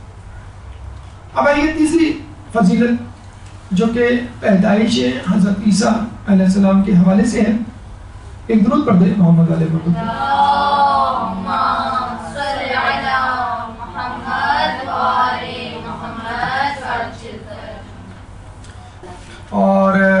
ابراہیم علیہ السلام، موسیٰ علیہ السلام کی پیدائش کی طرح حضرت عیسیٰ علیہ السلام کی پیدائش بھی بہت سارے معجزات اور بہت سارے دلچسپ واقعات اپنے اندر سمے ہوئی ہے۔ 25 بار عیسیٰ علیہ السلام کا قرآن میں تذکرہ ہوا، 13 بار بعنوان مسیح۔ اتفاق کی بات یہ ہے کہ جس طرح ابراہیم علیہ السلام بابل کی سرزمین پر کوفے کے قریب متولد ہوئے، اسی طرح 570 سال قبل رسول اللہ کی پیدائش سے سرزمین کوفہ دریائے فرات کے کنارے عیسیٰ علیہ السلام کی پیدائش ہوئی۔ والدہ بی بی مریم بنت عمران حضرت سلیمان علیہ السلام کی نسل سے تھی۔ عیسیٰ علیہ السلام کے والد نہیں تھے، اور یہ بہت بڑا تاریخی اور مذہبی جھگڑا ہے کہ جس نے عیسائیوں کو اپنے اصل نظریے سے منحرف کیا۔ عمران جو کہ والد تھے بی بی مریم کے، انہوں نے منت مانی تھی کہ میرے یہاں کوئی بچہ ہوا تو اس کو بیت المقدس کی مجاوری کے لیے دے دوں گا۔ مجاوری یعنی نگہبانی، نگرانی، جس طرح مؤذن ہوتا ہے، جس طرح خادم ہوتا ہے مسجد کا یا کسی مقدس جگہ کا، اس میں بی بی مریم بھی۔ اچھا ہونا تھا یا متوقع تھا لڑکا اور ہو گئی لڑکی، لیکن چونکہ نظر مانی تھی اس لیے دے دی، لڑکی کو بھی دے دیا۔ اب لوگوں کی فکر ہوئی کہ اس کی حفاظت کے لیے کوئی شخص چاہیے، تمام لوگ آگے بڑھے، یعنی کھانا پہنچانے کے لیے اگر کوئی اعتکاف میں بیٹھتا ہے تو ہم کوشش کرتے ہیں کہ اس کو ہم غذا پہنچائیں، ہر فیملی، ہر گھرانہ یہ کوشش کرتا ہے تاکہ ثواب ملے۔ چنانچہ قرعہ ڈالا گیا، اس طرح کے تمام بزرگوں کے قلموں کو پانی میں چھوڑا گیا، تمام قلم ڈوب گئے، جس کا قلم تیرتا رہا وہ بی بی مریم کا محافظ ٹھہرا، یعنی زکریا علیہ السلام۔ اب زکریا علیہ السلام بی بی مریم علیہ السلام کی نگرانی پہ مامور ہو گیا، اور ان کو سامان حیات یعنی غذا، پانی وغیرہ فراہم کرنے لگے۔ اور اس دوران اس بات کا بھی مشاہدہ کیا کہ بی بی مریم کے پاس پھل اور غذائے اناج نہایت لذیذ، وہ بھی بے موسم کی، یعنی یوں سمجھ لیجئے سردیوں میں آم اور گرمیوں میں انار۔ تو وہ سمجھ گئے کہ کسی انسان کا دیا ہوا نہیں بلکہ خدا کی طرف سے عطیہ کرتا ہے۔ اور پھر ایک وقت آیا کہ جبرائیل علیہ السلام نازل ہوئے اور بی بی مریم سے فرمایا، یا مریم ان اللہ یبشرک بکلمۃ منہ اسمہ المسیح عیسی ابن مریم، اے مریم اللہ تم کو بشارت دیتا ہے کہ تمہارے ہاں عیسیٰ ابن مریم آنے والے ہیں، یعنی ان کا کلمہ بلند ہونے والا ہے۔ اپنے کلموں میں سے ایک کلمہ عیسیٰ علیہ السلام۔ بی بی مریم نے جب یہ سنا تو کہا، قالت رب انا یکون لی ولد ولم یمسسنی بشر، کہ اے میرے رب کیا میرے یہاں اولاد ہوگی، حالانکہ مجھے تو کسی نے چھوا بھی نہیں ہے، کسی آدمی نے، کسی بشر نے۔ قال کذلک اللہ یخلق ما یشاء اذا قضى امرا فانما یقول له کن فیکون، تو کہا کہ اللہ تعالیٰ تو بس اسی طرح تخلیق کرتا ہے۔ ما یشاء اذا قضى امرا، جب وہ چاہتا ہے کسی امر کو ہونا، ادا کرنا، فانما یقول له کن فیکون، کہ بس وہ کہتا ہے کہ ہو جا اور وہ چیز ہو جاتی ہے۔ تو دنیاوی اعتبار سے کسی میکانیات، کسی عمل ترتیب کی ضرورت نہیں، بس اللہ کہے گا اور وہ چیز ہو جائے گی۔ اور جب بی بی مریم علیہ السلام کا وضع حمل قریب آیا تو ان کو کہا گیا کہ اب تم مسجد سے باہر نکل جاؤ، عبادت گاہ سے باہر چلے جاؤ اور کہیں جا کر اس بچے کی ولادت کرو اور پھر اس مسجد میں عبادت گاہ میں واپس آ جاؤ۔ اور جب وہ ایک کھجور کے درخت کے پاس گئیں، وضع عمل کے قریب، جب ولادت قریب تھی عیسیٰ علیہ السلام کی، تو اس وقت بھی وہ بہت پریشان تھی لوگوں کی تہمت کے خدشے کی وجہ سے۔ فَأَجَاءَهَا أَهْلُ الْمَخَاضُ إِلَى جِذْعِ النَّخْلَةِ، اور جب ولادت کی جزع نے، ولادت کے درد نے ان کو پہنچایا ایک کھجور کے درخت کے پاس، قالت یا لیتنی مت قبل هذا، کاش کہ میں اس سے پہلے مر گئی ہوتی، یعنی اس بچے کی ولادت سے پہلے مر گئی ہوتی، وَكُنْتُ نَسْيًا مَنْسِيًّا، اور بھلائی جا چکی ہوتی۔ ہوتا ہے نا بعض اوقات آپ کوئی غلطی کرتے ہیں تو آپ کہتے ہیں کاش میں مر گیا ہوتا، اس غلطی کو کرنے سے پہلے، اس کام کو کرنے سے پہلے میں نیز تو نابود ہو چکا ہوتا۔ تہمت کے خدشے کے پیش نظر مریم علیہ السلام بہت پریشان تھی، حتیٰ کہ بذ عمل اور ولادت کے وقت بھی وہ خواہش کرتی تھی کہ کاش میں مر چکی ہوتی، اور وہی ہوا جس کا خدشہ تھا کہ جب وہ بچے کو لے کے یعنی عیسیٰ علیہ السلام کو لے کر واپس اپنے لوگوں میں آئی تو لوگ کہنے لگے قالوا یا مریم لقد جئت شیئا فریا، اے مریم تو نے کیا ہی برا کام کیا ہے، اور ان پر لگے تہمت دینے۔ ان تہمت لگانے والوں میں کہا جاتا ہے 70 خواتین بھی شامل تھیں، اور جب وہ پریشان ہوئی تو اللہ نے ان کو خاموشی کا اشارہ دیا اور کہا کہ تم نہیں کہو، عیسیٰ بولیں گے تمہاری طرف سے۔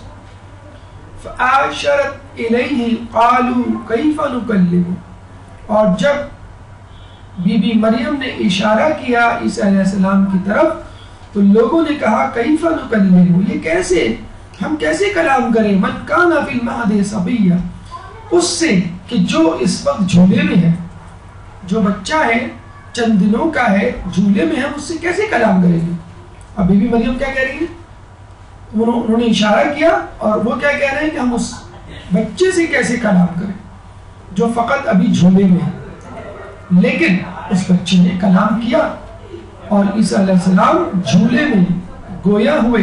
قال انی عبد اللہ، کہا اس نے کہ میں اللہ کا بندہ ہوں، اتانی الکتاب، مجھے اللہ نے کتاب دی ہے، وجعلنی نبیا، اور اللہ نے مجھے نبی بنایا ہے۔ یہ الفاظ تھے اس بچے کے جو ابھی چند دن ہی کا تھا، چنانچہ یہ ایک معجزہ تھا اور معجزاتی جواب تھا تہمت کا، جسے کہتے ہیں کہ منہ توڑ رد عمل تھا۔ اللہ تعالیٰ نے عیسیٰ ابن مریم کی عفت کو محفوظ رکھا۔ آئیے اس پیدائش عیسیٰ سے ہمیں کیا کیا پیغامات ملتے ہیں ان کی طرف ایک نظر ڈالتے ہیں۔ پہلا پیغام فضیلت علی وہ یوں کہ جب بی بی مریم کے بچے کی ولادت کا وقت قریب آیا تو بی بی مریم کو کہا کہ مسجد عبادت گاہ خدا بندی سے دور چلی جاؤ۔ کیوں؟ یہ عبادت گاہ ہے، زچا خانہ نہیں، کہیں اور جا کے بچے کی ولادت کرو۔ اور جب فاطمہ بنت اسد مادر علی حمل لیے ہوئے ولادت کے قریب خانہ کعبہ کا طواف کر رہی تھی، اور جب درد زا ہوا ولادت علی کا وقت قریب آیا تو کہا گیا کہ واپس نہ جاؤ، گھر نہ جاؤ، بلکہ کعبے کے اندر آ جاؤ۔ دیوار شق ہوئی اور ولادت علی انجام پائی۔ تو ولادت عیسیٰ کے لیے مادر عیسیٰ کو کہا گیا کہ یہاں سے دور چلی جاؤ عبادت گاہ سے، اور ولادت علی کے لیے مادر علی کو کہا گیا کہ تم عبادت گاہ کے اندر آ جاؤ۔ تو یہ ہے ہمارے امام کی فضیلت اور مرتبہ اور نبی کا تقابل۔ دوسرا پیغام عیسائیوں کی بے حیائی کا منہ توڑ جواب ہے کہ عیسائی خواتین جس طرح ننگ و عیار، فحاشی، بے حجابی کا شکار ہیں، ان کو سبق لینا چاہیے بی بی مریم کے تقدس اور حیا سے، کہ کس طرح پاک و پاکیزہ تھی اور اتنی زیادہ تقدس والی کہ ان کی حیا اور ان کی پاکیزگی کی ضمانت اللہ تعالیٰ نے عیسیٰ علیہ السلام کی زبان سے دی۔ یہ الگ بات ہے کہ انہوں نے اپنی خواتین کو دو حصوں میں تقسیم کر دیا ہے، ایک وہ جن میں بی بی مریم کی جھلک نظر آتی ہے، لیکن وہ بھی اس صورت میں کہ جب وہ گرجا گھر کی چار دیواری میں محصور ہوتی ہے۔ باقی خواتین بالکل آزاد ہیں، یعنی اگر آپ کو اپنی عفت و عزت بچانی ہے تو اس طرح کا لباس پہن کر گرجا گھر میں رہنا پڑے گا۔ اگر آپ کو عام خواتین کی طرح زندگی گزارنی ہے تو ناممکن ہے کہ آپ حجاب کریں یا عفت و حیا اپنی باقی رکھیں، جبکہ اسلامی معاشرے میں آپ کو ہر دوسری عورت اس طرح کی نظر آ سکتی ہے۔ ہمارے ہاں عورت کا با عفت ہونا، با حیا ہونا، با حجاب ہونا بہت آسان ہے، اور اسی حجاب کے ساتھ، عفت کے ساتھ وہ معاشرے میں عام عورت کی طرح اپنی زندگی گزار سکتی ہے۔ اس طرح ننز کی طرح، یعنی جن کو ننز کہا جاتا ہے کہ ایک گرجا گھر کی دیواری میں بیٹھنا ان کے لیے ضروری نہیں۔ یعنی اسلام ایک پریکٹیکل مذہب ہے کہ جس میں زندگی کے لوازمات اور خدا کی عبادات ساتھ ساتھ چلتے ہیں۔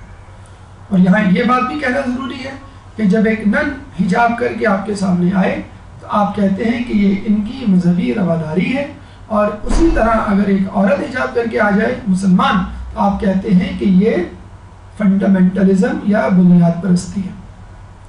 تیسرا پیغام کہ جو لوگ یہ کہتے تھے کہ بی بی مریم نے کوئی غلط کام کیا، ان پہ الزام لگایا، وہ تو دین سے دور ہوئے ہی ہوئے، لیکن جو لوگ دیندار تھے وہ بھی اس بات کو غلط سمجھے، اور شیطان نے ان کے ذہن میں یہ ڈال دیا کہ اگر کوئی انسان ان کا باپ نہیں تو یقیناً اللہ ان کا باپ ہے، اور ان لوگوں نے پھر خدا کو عیسیٰ کا باپ کہنا شروع کر دیا، عیسیٰ کو خدا کا بیٹا۔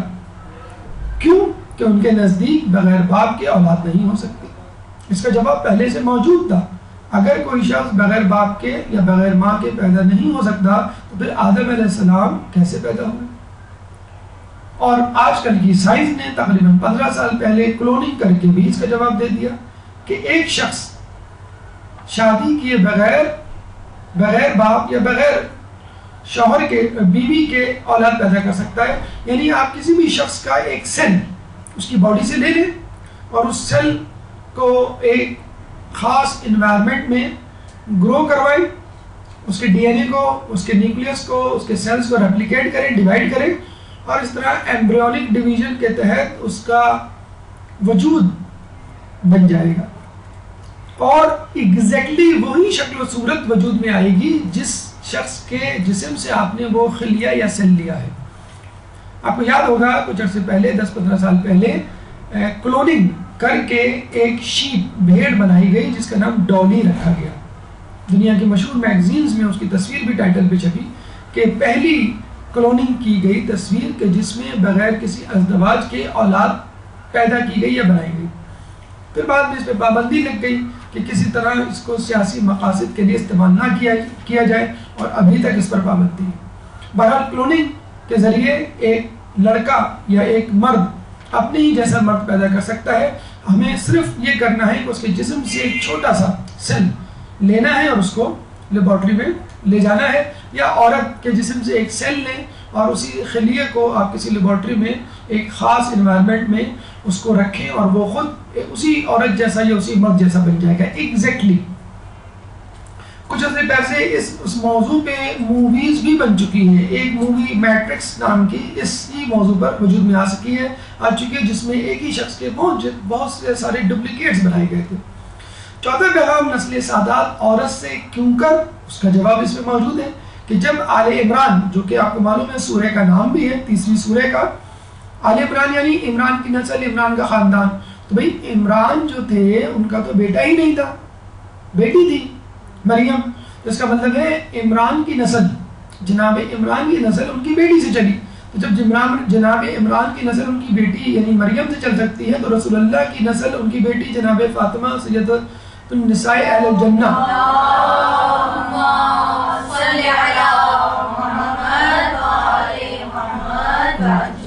سے کیوں نہیں چل سکتی؟ پانچواں پیغام یہ ہے کہ جب عیسیٰ علیہ السلام گہوارے میں جھولے میں چند دنوں کے ہو کر اپنی رسالت کو ثابت کر سکتے ہیں تو کیا رسول کو رسالت 40 سال کی عمر میں ملی؟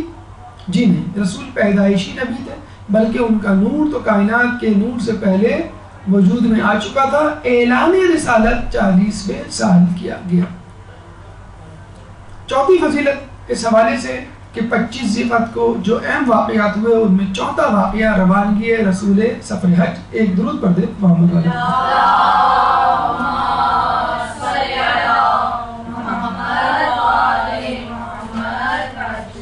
ایک روایت کے مطابق 25 ذیقعدہ کو رسول اللہ آخری حج، پہلے اور آخری حج کے لیے روانہ ہوئے۔ ایک سال رسول اللہ کی شہادت سے پہلے حج فرض ہوا اور رسول اللہ نے حج کیا، تمام اصحاب کے ساتھ 1,24,000 افراد اس میں شامل تھے، اور آخری حج یوم عرفہ کے مقام پر حجۃ الوداع آخری خطبہ دیا جس میں اسلام کی تعلیمات کا خلاصہ پیش کیا گیا۔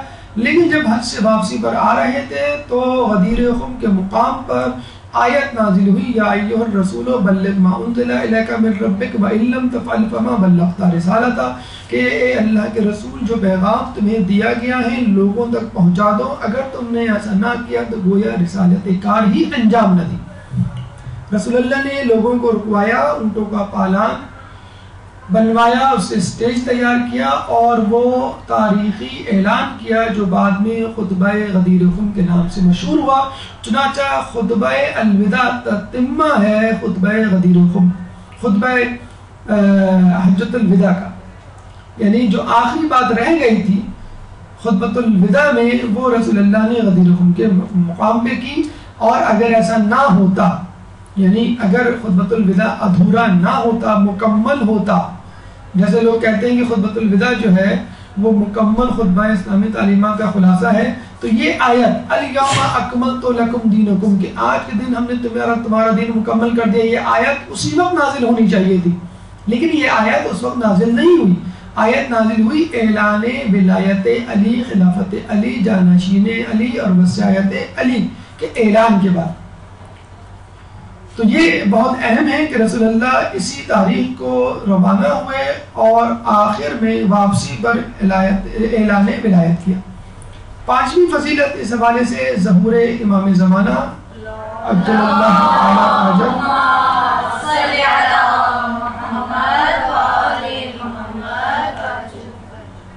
آپ سب تمام لوگوں کو معلوم ہے کہ امام کا ظہور ہوگا، مگر کہاں؟ خانہ کعبہ کے پاس،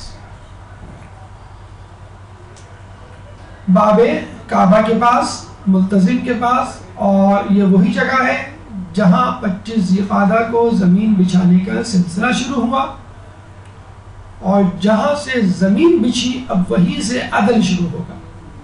اور کچھ لوگ کہتے ہیں کہ امام وہیں ظہور کریں گے جہاں میں سب سے زیادہ ظلم ہوتا ہے یا جو ظلم کا مرکز ہے، اور اس کے بعد ان کا عدل وہاں سے شروع ہو کر مرکز اسلام سے پوری دنیا میں پھیل جائے گا۔ تو ظہور امام زمانہ اور ذهب الارض میں بظاہر تو کوئی نسبت نظر نہیں آتی، لیکن جب ہم یہ دیکھتے ہیں کہ امام زمانہ وہیں ظہور کریں گے اور وہیں سے ابتدا ہوگی عدل کی، جہاں سے زمین کو بچھانے کی ابتدا ہوئی، تو پھر ہمیں ایک نسبت نظر آتی ہے۔ ذهب الارض امام زمانہ کے ظہور اور خود عیسیٰ علیہ السلام کی پیدائش میں کیا تعلق یا نسبت ہے؟ تو ہم یہ کہیں گے جب امام زمانہ نماز پڑھائیں گے یا لشکر کی امیری کریں گے، امارت کریں گے، تو ان کے پیچھے پیچھے حضرت عیسیٰ علیہ السلام ہوں گے، اور عیسیٰ علیہ السلام سے زیادہ کون منتظر مہدی ہوگا؟ آسمانوں میں صحیح، لیکن وہاں بھی ہماری طرح بیتاب ہیں، منتظر ہیں امام زمانہ کے ظہور کے لیے۔ جب اتنا اہم دن ہو، اتنے اہم واقعات ہوں، ایک خوشی کا دن ہے، ہم کسی کی سالگرہ مناتے ہیں، اپنی سالگرہ مناتے ہیں، ولادت امام مناتے ہیں، تو کتنا خوش ہوتے ہیں۔ تو یہاں تو دو انبیاء کی ولادت اور خود زمین کی ولادت، تو کتنی بڑی خوشی کا دن ہے۔ عموماً لوگ خوشی کے دن، خوشی کی ساعت میں خدا کو بھول جاتے ہیں، لہو و لعب کو اپناتے ہیں، گناہوں میں محو ہو جاتے ہیں۔ ویکینڈز اور چاند راتیں اس کی گواہ ہیں، لیکن یہ مغربی ثقافت ہے۔ اسلامی ثقافت یہ ہے کہ جب کوئی خوشی ملے تو سجدہ شکر میں گر جاؤ، جب کوئی اچھا وقت آئے تو مزید عبادت کرو۔ عید الفطر خوشی کا دن ہے، نماز میں تخفیف نہیں ہوتی بلکہ زیادتی ہو جاتی ہے کہ 5 نمازیں تو پڑھنی ہے، 2 رکعت اضافی پڑھنی ہے، وہ بھی شہر سے دور میدان میں۔ عید الاضحیٰ اضافی عبادت، 2 رکعت نماز پڑھنی ہے۔ اتفاق سے دونوں نمازوں میں سورہ شمس اور سورہ اعلیٰ کا تذکرہ، ابھی ایک نماز انشاءاللہ آپ کے سامنے پیش کی جائے گی، اس میں بھی سورہ شمس۔ اعمال ذهب الارض، پہلا عمل غسل، رات ہی میں انجام دے لیجئے یا دن میں انجام دے لیجئے، بہرحال یوم ذهب الارض میں غسل ایک مستحب ہے، یعنی آپ کی عبادت اور دن کی ابتدا غسل سے ہو۔ نمبر 2 روزہ، جس کے بارے میں کہا جاتا ہے 60 مہینوں کے روزوں کا ثواب۔ ایک اور جگہ آیا ہے 70 سال کے روزوں کا ثواب۔ ایک اور روایت میں آیا ہے کہ 70 سال کے گناہوں کا محو ہونا۔ کتنی بڑی فضیلت، کتنا بڑا ریوارڈ۔ ابھی آپ کو کہا جائے کہ آپ کو یہ روزہ رکھنا ہے اور آپ کو لیٹسٹ موبائل، جسے کہتے ہیں کہ آئی فون کا S4 دیا جائے گا، یا S5. تو کسی نے کہا سر ہم نہیں لیں گے. ہم نے کہا کیوں؟ کہ سر یہ سیمسنگ کا ہے S4 یا S5, آئی فون والوں کو تو i5 ہوتا ہے. بہرحال تو اگر کوئی دنیاوی فائدہ ہو تو فوراً آپ جسے کہتے ہیں کہ اس کو اپنا لیتے ہیں. لیکن تھوڑا سا تصور کیجئے 60 مہینوں کے روزوں کا ثواب, 70 سال کے روزوں کا ثواب, 70 سال کے گناہ جو ہماری عمریں نہیں ہیں وہ اللہ تعالیٰ معاف کر دے گا فقط ایک روزہ. اتفاق کی بات یہ کہ اتوار کا دن ہے اور بڑا آسان ہے. ہمارے لیے واجب ہے فجر کو ترک کرنا اور واجب ہے حلوہ پوری کھانا. فجر ترک ہو جائے لوگوں کو پتہ بھی نہیں ہوتا کہ فجر کی نماز چھوٹ گئی, سوتے رہ گئے. حلوہ پوری نہیں کھائی, لگا رہا ہے کہ اتوار ہی نہیں ہے, یا کوئی اسپیشل کھانا جو بعض جگہ دوپہر میں بریانی پکتی ہے یا کوئی خاص آئٹم ہوتا ہے اتوار کے دن, یا رات کو فرض کر لیں سیٹرڈے نائٹ کو مونگ پھلی ہوتی ہے سردیوں میں اور گرمیوں میں آئس کریم. تو یہ چیزیں نہ ہوں تو ویکینڈز کا مزہ ہی نہیں ہے. تو اللہ تعالیٰ کی نافرمانی ہونی ہے اس کا آپ کو فکر. تو ویسے تو ہم جاگ لیں گے, جسے کہتے ہیں کہ وہ ڈیفینس والے رات کے 3 بجے تک جاگتے ہیں اور کھانا دار والے 2 بجے تک, سولجر دار والے 1 بجے تک, پی ایس ایچ والے 12 بجے تک اور باقی لوگ 11 بجے تک. ویسے آپ جاگ لیں گے. لیکن اگر آپ کو کہا جائے کہ اللہ کے لیے جاگیں تو ہم تو جلدی سونے والے لوگ ہیں. اچھا, لوگوں نے یہ ایک مس کانسیپٹ ہے کہ 12 بجے کے بعد رات شروع ہوتی ہے. کراچی والوں کی تو بہرحال 12 بجے ہی شروع ہوتی ہے. نہیں, مغرب کے بعد رات شروع ہو جاتی ہے. بس یہ سمجھ لیں یہ شب بیداری شروع ہو گئی. اور شب بیداری کی ضروری نہیں ہے کہ آپ دادی اماں کی طرح تسبیح لے کے بیٹھ جائیں اور جسے کہتے ہیں ہلتی ہوئی تسبیح شروع کر دیں. امی کہیں بیٹا کھانا, امی آج دعوت العرض ہے. امی کہیں بیٹا چائے, امی آج دعوت العرض ہے, آج آپ بنائیں میں عبادت کروں. تو امی کیا کہ جنوں میں سے ہیں یا نباتات میں سے ہیں کہ ان پہ عبادت نہیں ہے. آپ جو ہیں اللہ کی بندی ہیں, اللہ جو ہے وہ ہے, امی اللہ کی ڈنڈی ہیں. کیا مطلب کیا آپ میں اور ان میں فرق ہے؟ تو آپ جو ہے وہ مدرسے سے پڑھ کے آ گئی 1-1.5 گھنٹے کا لیکچر لے کے, امی آپ کو نہیں معلوم سب نے کیا کیا بتایا, آج تو میں کچھ نہیں کروں گی. تو بیٹا تم کچھ نہیں کرو گی, کچھ نہیں پکاؤ گی تو تمہیں سحری کون دے گا؟ وہ تو خیر آپ بنائیں گے. تو گھر کا کام بھی خود عورتوں کے لیے عبادت ہے, وہ بھی آپ ساتھ ساتھ کرنا ہے. لوگوں میں تھوڑا سا مس کانسیپٹ ہے, اب دین کو خواہ کے لیے مشکل بنایا ہوا ہے, بلکہ شیطان نے آپ کے ذہنوں میں ڈالا ہوا ہے کہ رات کا مطلب ہے 12 بجے کے بعد, مغرب کے بعد آپ چاہیں تو جس قسم کا بھی فضول قسم کا ڈرامہ آپ چاہیں ضرور دیکھ لیں, وہ قسط نہ چھوٹ جائے, رد ٹوٹ جائے گا جسے کہتے ہیں. تو مغرب کے بعد سے عبادت شروع ہو گئی. جو بھی عبادت کرنا چاہیں, قرآن پڑھنا چاہیں, مذہبی کتاب پڑھنا چاہیں, حتیٰ کہ کوئی ریلیجس مووی دیکھنا چاہیں اس کی بھی اجازت ہے. ہاں, یہ زبردستی آپ کسی مووی کو دیکھ کے اس کو مذہبی ثابت نہیں کیجیے گا. مذہبی مووی ہو آلریڈی, پہلے آپ مووی دیکھیں اور اس کو ثابت کریں نہیں نہیں نہیں اس میں یہ مقصد ہے, چنانچہ یہ مذہب کا ایک تصور نکل سکتا ہے وغیرہ وغیرہ. بہرحال اور اپنی کورس کی کتابیں پڑھیں, نیت صحیح ہو تو ٹھیک ہے, وہ بھی آپ کی عبادت میں شمار ہو جائے گی. کم از کم ایک بچے نے کھڑا ہو کے کہا سر ہم وضو کر کے سو جائیں. میں نے کہا کیوں؟ کہنا وضو کر کے جو سوتا ہے پوری رات عبادت کا ثواب ملتا ہے. چلیے ٹھیک ہے, بچہ تھا, بچہ کہہ سکتے ہیں, آپ بڑی ہو گئی ہیں. بہرحال آپ اس طرح ٹرکی وے میں عبادت کو انجام نہ دیں, جتنا آپ کر سکتی ہیں. لیٹ نائٹ جاگ لیں, کوئی مسئلہ نہیں ہے. اگر آپ کو کہا جائے آپ کی خالہ آ رہی ہے رات کے 4 بجے ایئرپورٹ میں, آپ کی نیند بھاگ جائے گی اور آپ خود بھاگی بھاگی ایئرپورٹ جائیں گے رات کے 4 بجے ان کو لینے کے لیے. تو رات میں جتنا جاگ سکتے ہیں ٹھیک ہے, پوری رات نہیں, جتنا جاگ سکتے ہیں جاگ لیں. اور ذکر کرتے رہیں, کلمہ پڑھتے رہیں, درود پڑھتے رہیں, استغفار پڑھتے رہیں, کوئی بھی دعا, کوئی بھی لفظ, کوئی بھی جملہ, کوئی بھی آیت, سورہ جتنی بھی یاد ہے وہ پڑھ لیں, وہ سب عبادت میں شمار ہوگا. اور کوشش کریں روزہ رکھیں. یہ ہمارے یہاں پتہ نہیں کیوں کانسیپٹ ہے کہ روزہ رمضان میں فرض ہے اور باقی 11 مہینوں میں حرام ہے. حالانکہ عید الفطر عید الاضحیٰ میں حرام ہے. ہم کہتے ہیں نہیں, بڑا مشکل ہے. ایک بچی نے فوراً کہا سر اتنی گرمی اور روزہ. تو بی بی مریم علیہ السلام کو کسی نے خواب میں دیکھا, جن کا تذکرہ بھی ہم نے کیا ہے. بی بی مریم علیہ السلام کو خواب میں کسی نے دیکھا وہ جنت کی نعمتوں سے لطف اندوز ہو رہی ہیں.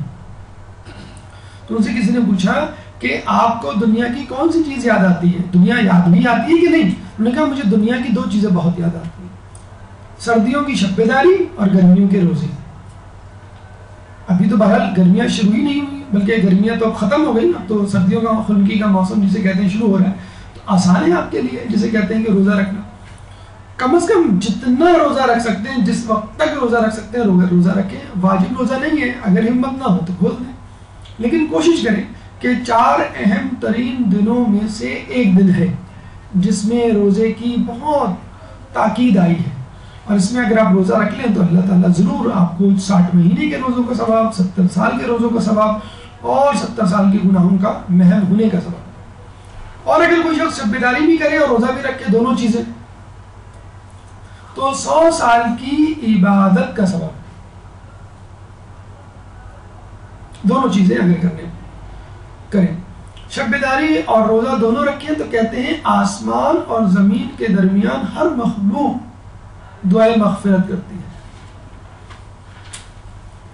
جانور، نباتات، جن، فرشتے۔ کتنی بڑی بات ہے۔ دیکھیں آدمی اپنے لیے دعائے مغفرت کرے، اپنی حاجات طلب کرے، دعا کرے، تو شاید اس کی دعا اتنی قبول نہ ہو جتنی دعا اس وقت قبول ہوتی ہے جب کوئی اور آپ کے لیے دعا کرے۔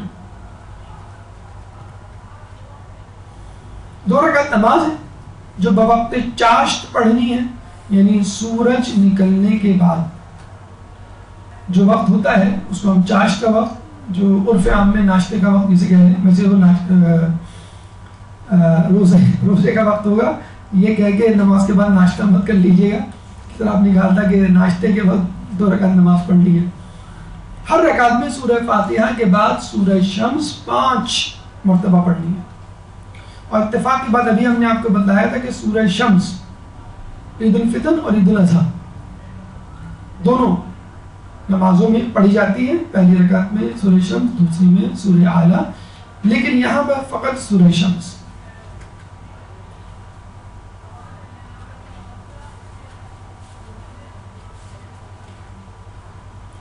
سورہ شمس میں بھی انہی چیزوں کا کم و بیش تذکرہ ہے، والشمس وضحاها والقمر اذا تلاها والنہار اذا جلاها، سورج کی قسم، چاند کی قسم، رات کی قسم، دن کی قسم، اور اس طرح کئی قسمیں کھانے کے بعد 11 قسمیں کے بعد اللہ تعالیٰ اعلان کرتا ہے قد افلح من زکاہا، کہ جس نے اپنا تزکیہ نفس کر لیا وہ کامیاب ہوا۔ کہ دیکھیں اللہ تعالیٰ عید، بقرعید، یوم دہو الارض اور اس طرح دیگر ایام خوشحالی میں انسان کو یاد دلا رہا ہے کہ دیکھو اس خوشی میں، لہو و لعب میں مبتلا نہ ہو جانا اور اپنے اصل ہدف کو اپنے ہاتھ سے نہ چھوڑ بیٹھے۔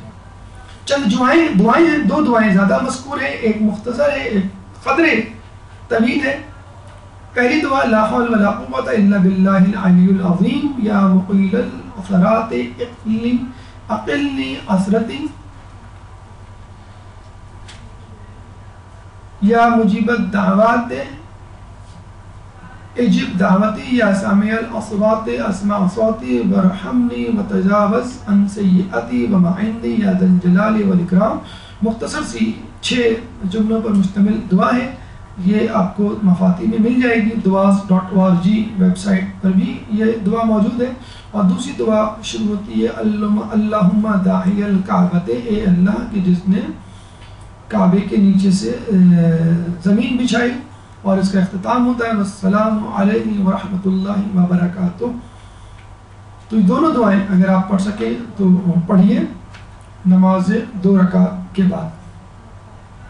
یہ تمام فضائل، یہ تمام واقعات جو آپ کے سامنے پیش کیے گئے کہ رسول کا روانہ ہونا حج سے، یوم دہو الارض یعنی زمین کا بچھایا جانا، عیسیٰ علیہ السلام کی پیدائش، ابراہیم علیہ السلام کی پیدائش اور امام کا ظہور، یہ تمام واقعات کی جو خوشخبری ہے اور جو خبر دی گئی ہے وہ بروایت امام علی رضا علیہ السلام کے حوالے سے ہے۔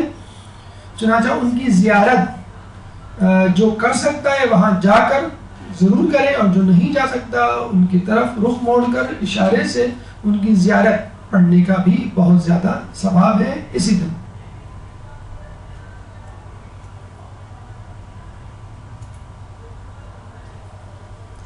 یہ 5واں عمل ہے جو آپ کو آج کے دن انجام دینا ہے۔ آخری بات، حرف آخر جو اس حوالے سے ہمیں کرنا ہے کہ دیکھیں مغربی دنیا وقتاً فوقتاً اپنے ایجنڈاز، اپنے اہداف کو حاصل کرنے کے لیے کوشش کرتی ہے کہ اپنے ساتھ لوگوں کو بھی ملا لے تاکہ ان کے کام میں آسانی ہو جائے۔ چنانچہ 22 اپریل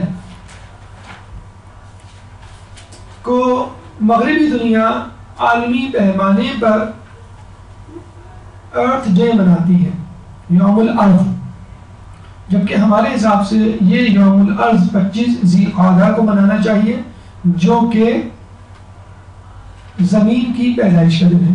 اس سے بہتر دن کون سا ہو سکتا ہے؟ بہرحال 22 اپریل کو منایا جانے والا یہ دن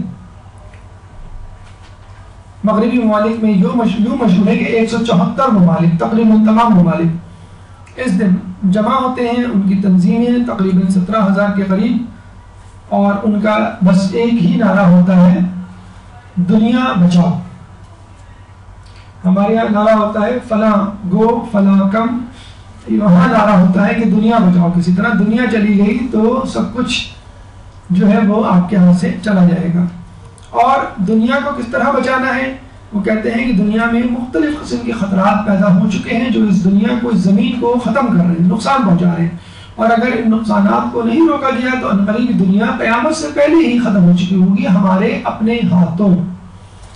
جیسے کچھ لوگ ہیں نا اپنی طبی موت سے پہلے ہی سگریٹ کے ذریعے، تمباکو کے ذریعے، چھالیا کے ذریعے، اوور ایٹنگ کے ذریعے، غلط چیزوں کے کھانے کی وجہ سے اپنی موت کو دعوت دیتے ہیں۔ اس طرح دنیا کو موت کی دعوت ہم خود دے رہے ہیں آلودگی کے ذریعے۔ یہ بھی آپ کو بتا دیں کہ دنیا میں 70 سے 75% آلودگی کا سبب خود امریکہ کی انڈسٹریز ہیں یا صنعتی ممالک کی انڈسٹریز ہیں۔ تیزابی بارش، جو دھواں ان فیکٹریوں، صنعتوں سے اور گاڑیوں سے نکلتا ہے وہ ایسڈ میں تبدیل ہوتا ہے، اوپر جاتا ہے، جب بارش کا پانی اس پہ ملتا ہے تو وہ سلفیورک ایسڈ اور دیگر کاربونک ایسڈ وغیرہ میں تبدیل ہوتا ہے، اور جب بارش ہوتی ہے تو اس بارش میں تیزاب شامل ہوتا ہے، خصوصی طور پہ وہ بارشیں جو شہری علاقوں میں ہوتی ہیں یا ان علاقوں میں جہاں پر صنعتوں کی بھرمار ہے۔ ایک اور اہم چیز ان دھوؤں، ان آلودگی کی وجہ سے جو پیدا ہو رہی ہے وہ ہے اوزون لیئر کی تباہی۔ دنیا اور آسمان کے درمیان ایک غلاف ہے، ایک لیئر ہے اوزون نامی سبسٹنس کا، اور یہ اوزون ایک طرح کی فلٹریشن شیلڈ ہے۔ جیسے آپ اپنے گھر کے اوپر آپ نے دیکھا ہوگا لوگ گرین شیلڈ لگا دیتے کہ جس سے سورج کی روشنائیں چھن کر آتی ہیں۔ اس طرح اوزون لیئر ایک ایسی لیئر ہے کہ جس سے سورج کی شعاعیں چھن کر آتی ہیں، نہ صرف سورج کی حدت اور تبش کی میں کمی کا سبب بنتی ہیں، بلکہ سورج کی شعاعیں اگر اوزون لیئر کے بغیر ڈائریکٹ آپ کے جسم پر پڑے تو کینسر کا سبب بن سکتی ہیں، اور یہ ہو بھی رہا ہے۔ آسٹریلیا میں سب سے زیادہ اوزون کی لیئر غائب ہو چکی ہے، بہت بڑے بڑے چھید اس میں سوراخ نمودار ہو چکے ہیں، اور آسٹریلیا میں اسکن کینسر سب سے زیادہ پایا جا رہا ہے۔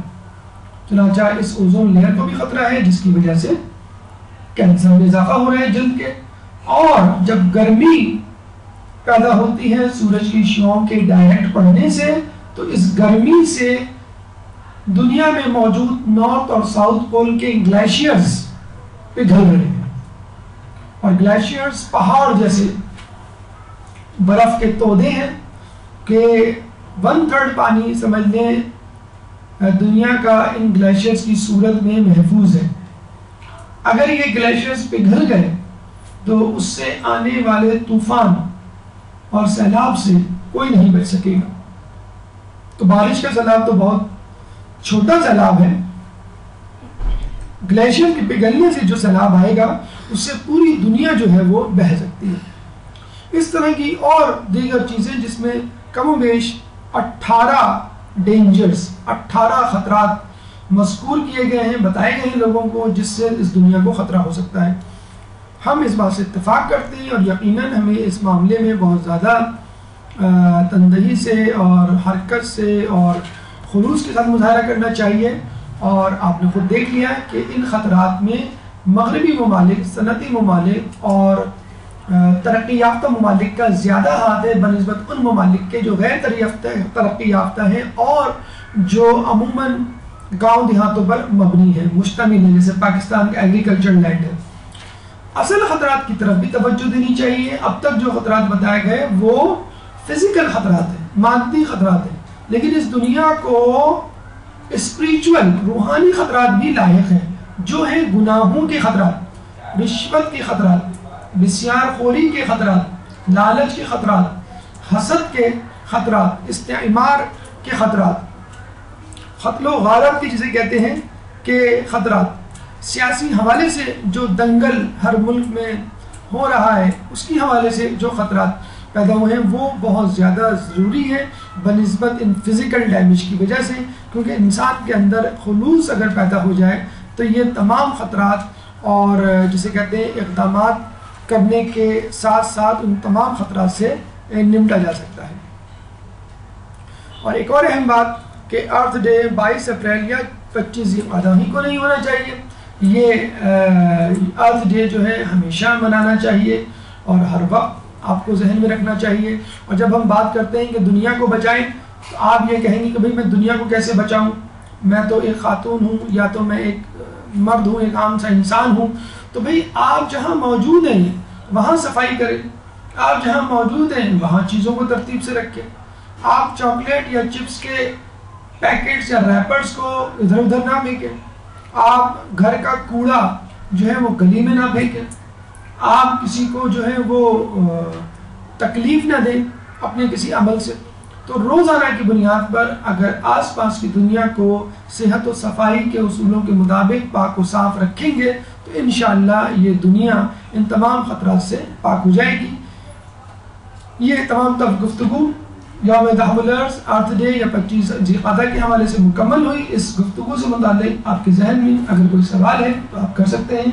قبل سوالات بھرپور سلامات۔